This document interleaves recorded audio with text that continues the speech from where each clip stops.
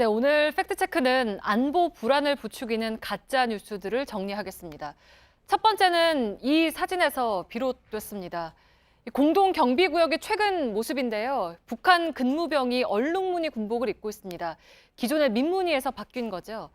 이를 두고 북한 전방 사단들이 전투복을 바꾸고 남침 준비에 들어갔다는 정보가 급속히 퍼졌습니다.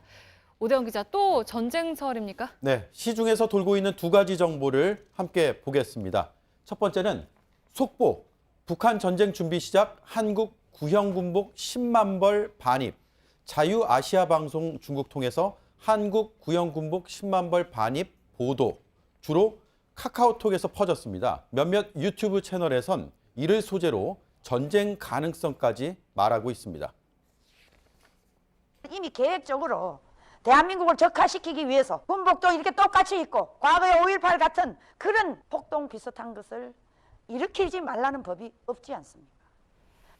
네, 이 방송은 5.18에 대한 사실관계부터가 틀렸는데 앞서 JSA 사진을 봤는데 군복이 바뀐 건 맞지 않습니까? 그건 맞습니다. 특히 JSA 근무병들의 복장이 최근 들어서 민무늬에서 이렇게 얼룩무늬로 바뀐 건 사실입니다. 하지만 북한 인민군 전체로 보면 이미 2010년 얼룩무늬 군복이 대규모로 보급이 됐습니다. 2010년 열병식, 2011년 조선중앙TV에서 금세 확인이 됩니다. 최근 정세와 관련이 없다는 얘기입니다. 네, 그러면 한국의 구형 군복 10만 벌이 북한으로 반입이 됐다. 이거는 근거가 있는 얘기입니까?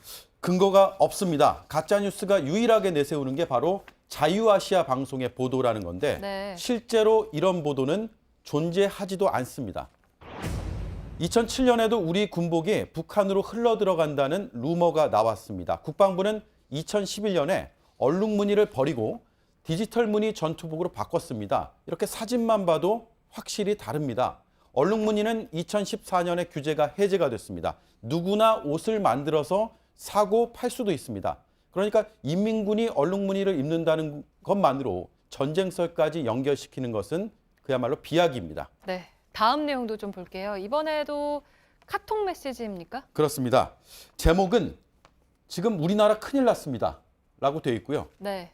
동해안 휴전선 근방의 철조망 철거와 탱크 방어벽 철거라는 구체적인 정보까지 아주 그럴듯하게 담고 있습니다. 그러니까 우리가 북한을 배려해서 스스로 중요한 안보 시설을 해체시키고 있다라는 겁니까? 그렇습니다. 하지만 첫째, 휴전선 근방의 철책은 제거하는 대상이 아닙니다. 적 침투 예상 지역이나 국가 군사 중요 시설 지역은 제외가 됩니다. 그리고 둘째로 그 외의 철책 철거도 남북 군사 합의와 무관합니다. 강원도청의 자료를 보겠습니다. 2005년에 검토가 시작됐습니다. 2008년, 2009년에 각각 21, 11km의 철책이 제거가 됐습니다. 경관을 해친다고 지역민들이 오랜 기간 바래왔던 사안입니다. 올해 1월에 국민권익위원회가 국방부에 제도 개선을 권고하기도 했습니다. 사진을 하나 보겠습니다. 2015년에는 행자부, 국방부 강원도가 이렇게 협약을 맺기도 했습니다. 전국 해안과 강안에 설치된 철조망은 413.3km인데 이 중에 약 68% 정도가 철거됐거나 철거가 예정돼 있습니다. GOP 수준의 무인 감시 장비로 일부 대체되기 때문에 안보 구멍이라는 주장도 사실과 다릅니다. 네, 이건 뭐 시점도 앞뒤가 안 맞고 무엇보다 인과관계가 전혀 없는 사안을 엮어서 낸 가짜뉴스의 전형이라고 볼 수가 있잖아요. 탱크 방어벽 철거라는 정보도 비슷합니다. 2005년부터 불필요한 방어벽을 철거하기 시작했습니다. 지난 5년간 9개소 해체, 올해 13개소 철거 예정 또는 협의 중입니다. 교통사고를 유발하고 보기에도 흉하다는 게 이유였습니다. 필요한 경우에는 대체 장애물을 설치하게 됩니다. 즉 남북 군사 합의와 무관하고 안보 공백으로 보기도 어렵습니다. 네, 팩트체크 오대영 기자였습니다.